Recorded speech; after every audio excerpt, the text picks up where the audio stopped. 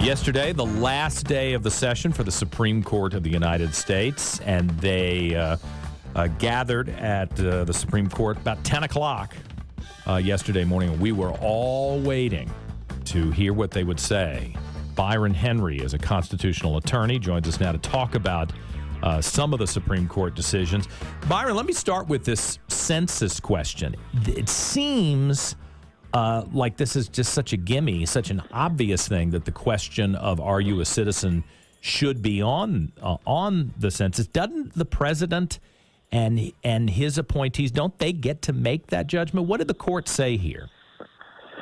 Generally, yes, the executive branch is in charge of this, and the law dealing with the census delegates the authority to the Commerce Secretary. The problem is arcane administrative law requires a reasoned decision from the Secretary where they make regulatory changes like adding questions to the census, among other areas. And in this case, there was the impression that there was always a desire to add a citizenship question to the census. The problem is that why? Right? So you have to come up with a reasoned decision. And the way this was handled, the evidence that they put forward did not match how it actually evolved over time to get on the census. And the Supreme Court, at least 5 members, caught that and said, wait a minute, the justification you're giving does not match the evidence, and we have a light touch, basically, look at your evidence. We don't substitute our judgment for the Commerce Secretary or the President, the executive branch, but we do need some prima facie basis to say, yes, you did your homework, you showed your work, and okay, you can have a citizenship question, which is basically why it's been sent back, because the Commerce Secretary didn't accurately show their work on how they reached this decision. Is that normal for the court to ask for all the back notes or the first 10 pages in your notebook to justify? Is that routine? If you're familiar with this area of law, actually it is routine because it's just a very high-profile case, but generally it's very subjective, meaning saying they showed their work is basically, if the court is inclined to like the policy, then they'll say, oh, you showed your work, fine. And if they're skeptical of the policy or the reasonings behind it, it's pretty easy to say you didn't show enough of your work to give you credit, sort of like a subjective essay grade as opposed to an objective grade. But what Chief Justice Roberts did was basically lay out a roadmap for, after saying that the citizenship question is acceptable, there's nothing inherently wrong with it, laid out a roadmap for the Commerce Secretary to justify the decision in time to get this question on the census if they're inclined to do so going forward. Which they are. I mean, the problem was the headlines went back and forth yesterday, and they were changing even as I went to bed last night. First it was the question has been rejected. Then it was the question may still make it. Then it was Donald Trump wants to delay the census, delay the printing of the census. So real quick, what do you think happens here?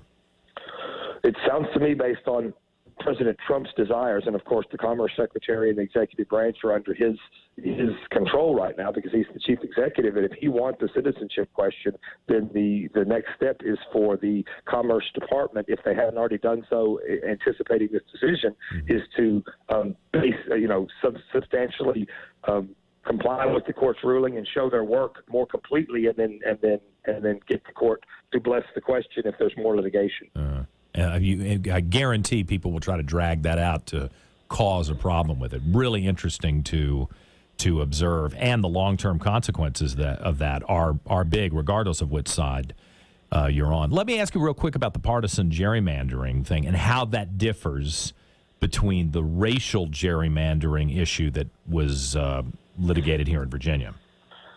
Certainly, the Supreme Court has drawn the line on racial gerrymandering based on the 14th Amendment and other civil rights laws, and they certainly they look strict scrutiny on any type of use of race in redistricting. But the court said that we protect individuals' rights to vote, not political parties. And this case is about whether or not there is some sort of protection for voting in groups as parties, political parties, as opposed to by race or sex, which are covered by the Constitution. And in this case, the court said we don't protect parties. People aren't branded with Republican and Democrat such that we always know how they're going to vote, as opposed to their gender or of course their race. And so therefore, we're not going to get into the thicket of regulating the regulators in a political area that's dedicated to the political branches, the elected branches. And don't you think that they also look at reality? I mean, it's a great fundraising technique to talk about gerrymandering, but the truth is the House of Representatives just flipped pretty significantly to Democrats here in Virginia. The last statewide election, district by district, Virginia Democrats picked up a lot of seats. Republicans did that 20 years ago. So if you actually look at it, decade by decade, you see a lot of flip flop. So if it was true that the party in power could absolutely solidify with no way to get them out of office their position, then I think they'd have a point. But I'm thinking the Supreme Court justices have to deal with reality, too, which is that we see a lot of it's a very dynamic political situation in America today, and state by state, district by district. The Chief Justice Roberts actually made that point and talked about not only do federal judges have to become referees among legislators in redistricting, but they also have to be prognosticators, right? Because they have to guess how people are going to vote. In fact, he had two good examples of cases in which one party challenged a gerrymander of a district, lost the case, saying that there's no way our party can win this district. It's been gerrymandered to favor the other party, and in the next election cycle, they won. flipped it.